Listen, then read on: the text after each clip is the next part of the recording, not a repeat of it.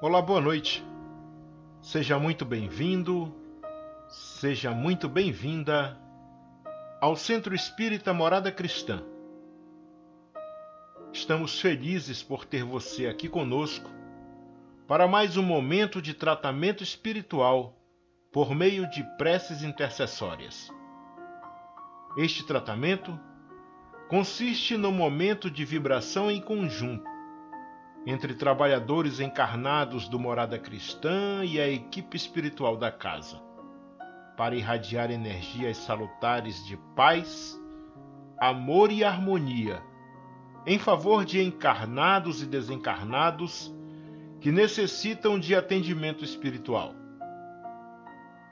A terapêutica de hoje não substitui o tratamento realizado na enfermaria ou nos consultórios à distância. Muito pelo contrário, ele ajuda de forma eficaz na evolução destes tratamentos. Assim sendo, coloque ao seu lado a sua garrafa com água para que ela seja fluidificada e receba os eflúvios sutis para atender às suas necessidades. Hoje vamos iniciar o nosso tratamento com a leitura do capítulo 3 do livro Boa Nova, de Chico Xavier, pelo espírito Humberto de Campos, editora FEB, cujo título é Primeiras Pregações. Nos primeiros dias do ano 30, antes de suas gloriosas manifestações, avistou-se Jesus com João Batista, no deserto triste da Judéia, não muito longe das areias ardentes da Arábia. Ambos estiveram juntos por alguns dias, em plena natureza, no campo ríspido do jejum e da penitência do grande precursor, até que o Mestre Divino, despedindo-se do companheiro, demandou o oásis de Jericó, uma bênção de verdura e águas entre as inclemências da estrada agreste. De Jericó, dirigiu-se então a Jerusalém, onde repousou ao cair da noite. Sentado como um peregrino, nas adjacências do templo, Jesus foi notado por um grupo de sacerdotes e pensadores ociosos, que se sentiram atraídos pelos seus traços de formosa originalidade e pelo seu olhar lúcido e profundo. Alguns deles se afastaram sem maior interesse, mas Anã, que seria mais tarde o juiz inclemente de sua causa, aproximou-se do desconhecido e dirigiu-se-lhe com orgulho. Galileu, que fazes na cidade? Passo por Jerusalém, buscando a fundação do reino de Deus, exclamou Cristo com modesta nobreza. Reino de Deus? Tornou o sacerdote com acentuada ironia. E que pensas tu venha a ser isso? Esse reino é a obra divina no coração dos homens, esclareceu Jesus com grande serenidade. Obra divina em tuas mãos? Revidou Anã, com uma gargalhada de desprezo. E continuando as suas observações irônicas, perguntou: Com que contas para levar avante essa difícil empresa? Quais são os teus seguidores e companheiros? Acaso terás conquistado o apoio de algum príncipe desconhecido e ilustre para auxiliar-te na execução de teus planos? Meus companheiros hão de chegar de todos os lugares, respondeu o mestre com humildade. Sim, observou Anã, os ignorantes e os tolos estão em toda parte na terra. Certamente que este representará o material de tua edificação. Entretanto, propões-te realizar uma obra divina e já viste alguma estátua perfeita modelada em fragmentos de lama? Sacerdote, replicou Jesus com energia serena. Nenhum mármore existe mais puro e mais formoso do que o sentimento. e nenhum cinzel é superior ao da boa vontade sincera. Impressionado com a resposta firme e inteligente, o famoso juiz ainda interrogou: Conheces Roma ou Atenas? Conheço o amor e a verdade, disse Jesus convictamente. Tem ciência dos códigos da corte provincial e das leis do templo? Inquiriu Anã inquieto. Sei qual é a vontade de meu Pai que está nos céus, respondeu o mestre brandamente. O sacerdote o contemplou irritado e, dirigindo-lhe um sorriso de profundo desprezo, demandou a Torre Antônia, em atitude de orgulhosa superioridade. No dia seguinte, pela manhã, o mesmo formoso peregrino ainda foi visto a contemplar as maravilhas do santuário, antes alguns minutos de internar-se pelas estradas banhadas de sol, a caminho de sua Galiléia distante. Daí a algum tempo, depois de haver passado por Nazaré, descansando igualmente em Caná, Jesus se encontrava nas circunvizinhanças da cidadezinha de Cafarnaum, como se procurasse com viva atenção algum amigo que estivesse à sua espera. Em breves instantes, ganhou as margens do Tiberíades e se dirigiu, resolutamente, a um grupo alegre de pescadores, como se de antemão os conhecesse a todos. A manhã era bela, no seu manto límpido de radiosas neblinas. As águas transparentes vinham beijar as espirradeiras da praia como se brincassem ao sopro das vibrações perfumadas da natureza. Os pescadores entoavam uma cantiga rude e, dispondo inteligentemente as barcaças móveis, deitavam as redes em meio de profunda alegria. Jesus aproximou-se do grupo e, assim que 2 deles desembarcaram em terra, falou-lhes com amizade. Simão e André, filhos de Jonas, venho da parte de Deus e vos convido a trabalhar pela instituição de seu reino na terra. André lembrou-se de já ter o visto nas vizinhanças de Betsaida e do que haviam dito a seu respeito, enquanto que Simão, embora agradavelmente surpreendido, o contemplava enleado. Mas quase a um só tempo, dando expansão aos seus temperamentos acolhedores e sinceros, exclamaram respeitosamente: Sede bem-vindo. Jesus então lhes falou docemente do Evangelho, com o olhar encendido de júbilos divinos. Estando muitos outros companheiros do lago a observar de longe os 3, André, manifestando a sua tocante ingenuidade, exclamou comovido: Um rei? Mas em Cafarnaum existem tão poucas casas. Ao que Pedro obtemperou, como se a boa vontade devesse suprir todas as deficiências. O lago é muito grande, e há várias aldeias circundando estas águas. O reino poderá abrangê-las todas. Isso dizendo, fixou em Jesus o olhar perqueridor, como se fora uma grande criança meiga e sincera, desejosa de demonstrar compreensão e bondade. O Senhor esboçou um sorriso sereno e, como se adiasse com prazer as suas explicações para mais tarde, inquiriu generosamente: Quereis ser meus discípulos? André e Simão se interrogaram a si mesmos, permutando sentimentos de admiração embevecida. Refletia Pedro: que homem seria aquele? Onde já lhe escutara o timbre carinhoso da voz íntima e familiar? Ambos os pescadores se esforçavam por dilatar o domínio de suas lembranças, de modo a encontrá-lo nas recordações mais queridas. Não sabiam, porém, Como explicar aquela fonte de confiança e de amor que lhes brotava no âmago do espírito? E sem hesitarem, sem uma sombra de dúvida, responderam simultaneamente: Senhor, seguiremos os teus passos. Jesus os abraçou com imensa ternura, e como os demais companheiros se mostrassem admirados e trocassem entre si fuxicos ridicularizadores, o mestre, acompanhado de ambos e de grande grupo de curiosos, se encaminhou para o centro de Cafarnaum, onde se erguia a intendência de Antipas.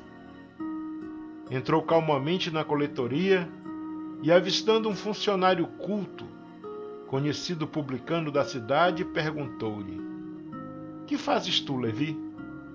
O interpelado fixou-o com surpresa, mas, seduzido pelo suave magnetismo de seu olhar, respondeu sem demora: Recolho os impostos do povo devido a Herodes. Queres vir comigo para recolher os bens do céu? Perguntou-lhe Jesus com firmeza e doçura. Levi, que mais tarde seria o apóstolo Mateus, sem que pudesse definir as santas emoções que lhe dominaram a alma, atendeu comovido: Senhor, estou pronto. Então vamos, disse Jesus abraçando-o.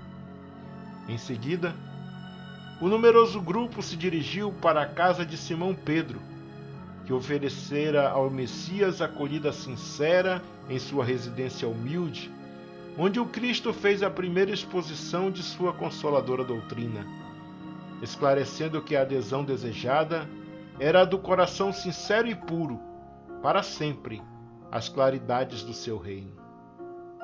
Iniciou-se naquele instante a eterna união dos inseparáveis companheiros. Na tarde desse mesmo dia, o mestre fez a primeira pregação da Boa Nova na praça ampla, cercada de verdura e situada naturalmente junto às águas. No céu, vibravam harmonias vespertinas, como se a tarde possuísse também uma alma sensível. As árvores vizinhas acenavam os ramos verdes ao vento do crepúsculo, como mãos da natureza que convidassem os homens à celebração daquele primeiro ágape. As aves ariscas pousavam de leve nas alcaparreiras mais próximas, como se também desejassem senti-lo, e na praia extensa se acotovelava a grande multidão de pescadores rústicos, de mulheres aflitas por continuadas flagelações, de crianças sujas e abandonadas, misturados publicanos pecadores com homens analfabetos e simples, que haviam acorrido, ansiosos por ouvi-lo. Jesus contemplou a multidão e enviou-lhe um sorriso de satisfação.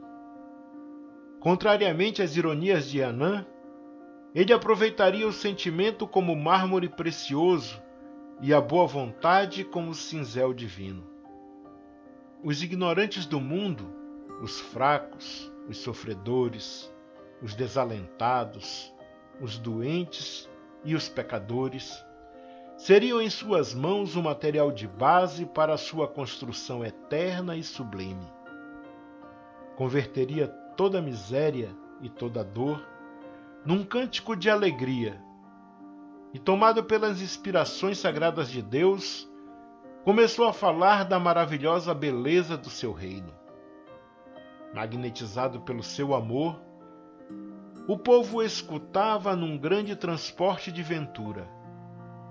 No céu havia uma vibração de claridade desconhecida. Ao longe, no firmamento de Cafarnaum, o horizonte se tornara um deslumbramento de luz e, bem no alto, na cúpula dourada e silenciosa, as nuvens delicadas e alvas tomavam a forma suave das flores e dos arcanjos do paraíso. Assim seja.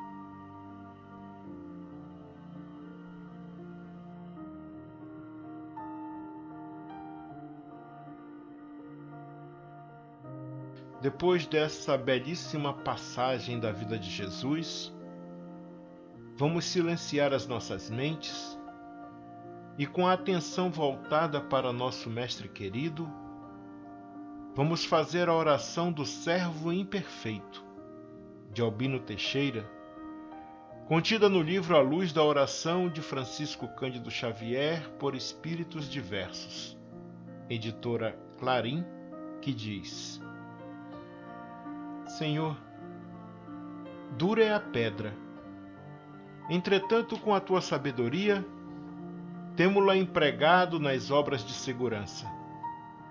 Violento é o fogo, todavia, sob tua inspiração, foi ele posto em disciplina, em auxílio da inteligência.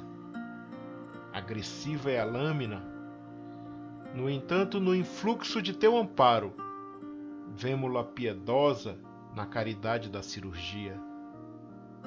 Enfermiço é o pântano, contudo, sob tua benevolência, encontramo-lo convertido em celeiro de flores. Eu também trago comigo a dureza da pedra, a violência do fogo, a agressividade da lâmina e a enfermidade do charco. Mas com a tua bênção de amor, posso desfrutar o privilégio de cooperar na construção do teu reino. Para isso, porém, Senhor, concede-me, por acréscimo de misericórdia, a felicidade de trabalhar e ensina-me a receber o dom de servir. Que assim seja.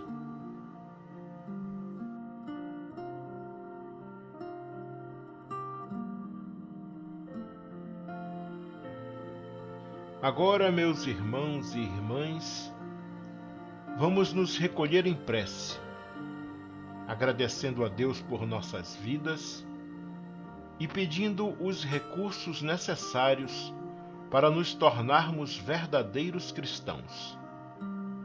A partir de agora, você que está nos ouvindo deverá fazer suas preces em seu favor, em favor de sua família e em favor de todos aqueles que você se comprometeu em auxiliar com suas preces e vibrações positivas. Entregue-se ao exercício da oração sincera e aos desígnios divinos, enquanto esta música suave embala suas orações.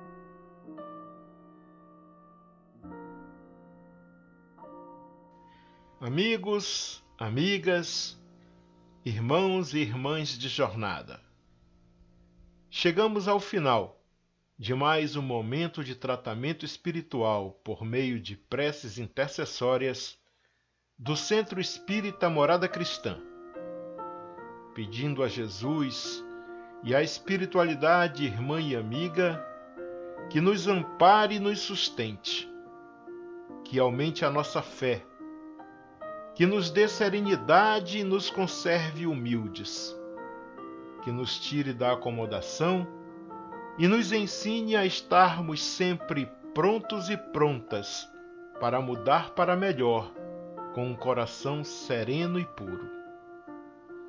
Nos vemos na próxima segunda-feira, se assim Deus permitir. E que nessa semana de trabalho e estudo possamos espalhar amor, paz, luz e praticar a caridade, porque, como sabemos, fora da caridade não há salvação. Fiquem todos e todas com o amor de Deus. Um abraço fraterno e até segunda.